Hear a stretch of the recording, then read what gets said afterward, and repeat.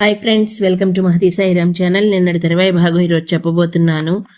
తమోజ్ఞాయ హిమజ్ఞాయ శత్రుఘ్నాయామితాత్మనే కృతజ్ఞాయ దేవాయ జ్యోతిషాంపతియే నమః. తమోజ్ఞుడవు, హిమజ్ఞుడవు, శత్రుఘ్నుడవు, అమితాత్ముడవు అయిన నీకు నమస్కారం. కృతజ్ఞుడవు, దేవుడవు, జ్యోతిషాంపతివి అయిన నీకు నమస్కారం.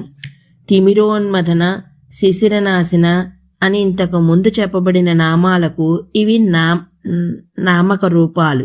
అయితే తమస్సు, హిమము రెండూ కూడా వస్తు దర్శనానికి అడ్డు తగులుతాయి. ఇందులో మొదటిది తమోగుణం అయితే రెండవది రజోగుణం. అరటి ఆకుని కంటికి అడ్డం పెట్టుకుంటే అందులోని చిక్కని పచ్చదనమే పరవస్తు దర్శనానికి అవరోధకమవుతుంది. ఆ పచ్చదనాన్ని పురుగు తినేసిందనుకుంటే సన్నని ఈ నేల అల్లికతో కూడిన పత్ర స్వరూపమే మిగులుతుంది. అది కూడా వస్తు దర్శనాన్ని స్పష్టంగా చేయనీయదు. కనుక చీకటి పొగ, మిగిలిన శీతాకాలపు మంచు అటువంటివి. ఇక ఇవి రెండూ శత్రువులు. ఎవరికి? దేశకాల పరిచ్ఛేదనం లేకుండా చూడాలనుకునే వారికి. వారెవరు? లోక విషయంలో శాస్త్ర దృష్టి గల భౌతికవాదులు, ఆత్మ విషయంలో బ్రహ్మ ఋషులు. వారే అమితాత్ములు. కనుక కామాన్ని, హిమాన్ని శత్రురూపంగా భావించే నాశనం చేసే బ్రహ్మస్వరూపుడవు అని భావన. కృతం అంటే చేతన గుణ రూప ఉపకారం. దీన్ని భగవంతుని వలన మనం పొందాం. ఆ విషయాన్నే మరిచిపోయిన వాడు కృతజ్ఞుడు. వాణ్ణి సంహరించి అంటే కృతజ్ఞత్వ లక్షణాన్ని నాశనం చేసి మళ్ళీ తన్ను గురించి జ్ఞానం మనకు కలిగేటట్లు చేసేవాడు కృతజ్ఞుడు. దయాస్వరూపుడని భావన. కృతజ్ఞం అంటే చీకటి, దాన్ని నాశనం అతడెవడంటే వాడే దాన్ని నాశనం చేయగలవాడు. అతడెటువంటి వాడై ఉండాలి? జ్యోతిషాంపతి,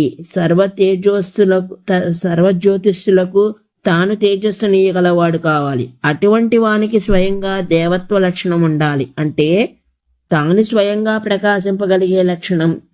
అది ఆధ్యాత్మికంగా అయితే చిదానంద లక్షణం, భౌతికంగా అయితే జ్యోతిషాంపతిత్వ లక్షణమును. అదిగో అట్టి లక్షణ సంపన్నుడవైన నీకు నమస్కారం. నమస్తు హిమజ్ఞాయ, నమస్తు శత్రుఘ్నాయ, నమో అమితాత్మనే, నమకృతజ్ఞాయ,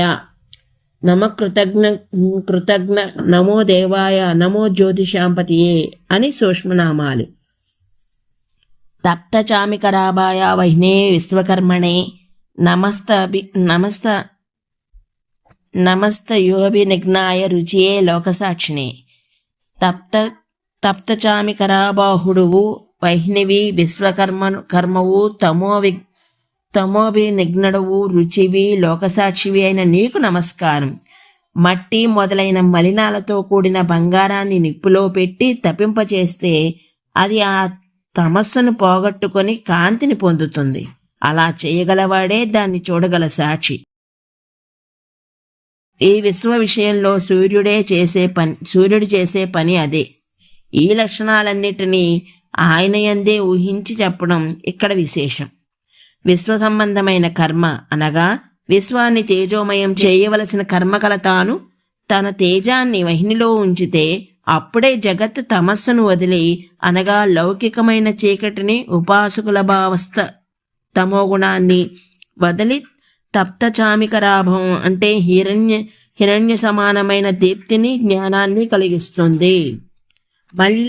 మళ్ళీ ఇటువంటి దాన్ని లోక అంటే చూడటమందు సాక్షివి నీవే.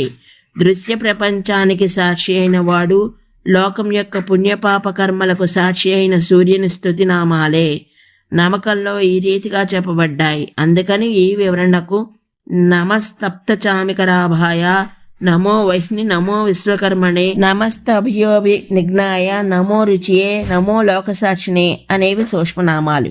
ఇంతవరకు సూర్యనామకానికి సంబంధించిన 33 నామాలు 33 దేవతల స్వరూపంగానూ చెప్పబడ్డాయి. కనుక సర్వదేవాత్మకుడైన ఆదిత్యుణ్ణి ఈ భావనతో ఉపాసించాలి. ఇంతకుముందు సర్వదేవాత్మకో అని ప్రారంభించి ప్రభాకరః అని పూర్తి చేయబడిన సూర్య స్వరూప వర్ణన పరమైన 28 నామాలు చెప్పబడ్డాయి. ఇవి మేరువుతో కలిసి 27 నక్షత్ర మండలాలతో కూడిన ఈ సృష్టికి ప్రతీకగా చెప్పబడ్డాయని భావిస్తే ఖగోళ స్వరూపానికి సూర్యుణ్ణి ప్రతీకగా భావించిన జ్ఞానం దక్కుతుంది.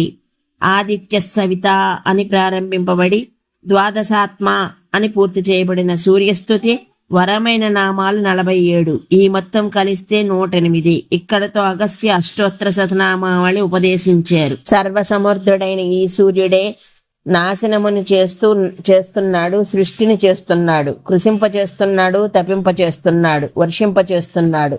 స్తుతి నమస్కారార్పణం అయిన తరువాత తిరిగి 3 శ్లోకాలతో ఈ సూర్య స్వరూపాన్ని సమాహారం చేసి చెబుతున్నారు.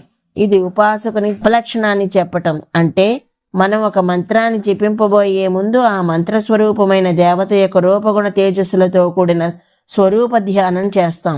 ఆ తరువాత మంత్రజపాన్ని పూర్తి చేసి తిరిగి ఆ స్వరూపాన్ని ధ్యానిస్తూ విరమిస్తాం.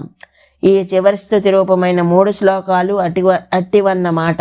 ఆ శ్లోకాలే ఉండాలి కదా. నిజమే, రామాయణం కావ్యం. కావ్య మర్యాదను అనుసరించి ఇలాంటి విషయాల్ని వ్యంగ్యంగా చెప్పాలి. కనుకనే ఆ భావాన్ని అలాగే చెబుతూ వాల్మీకి మహర్షి శబ్దాల్ని మార్చారు. సరే, అందుకే మొదటి స్థుతిలో ఏషా శబ్దం ఇప్పుడు కనబడుతుంది.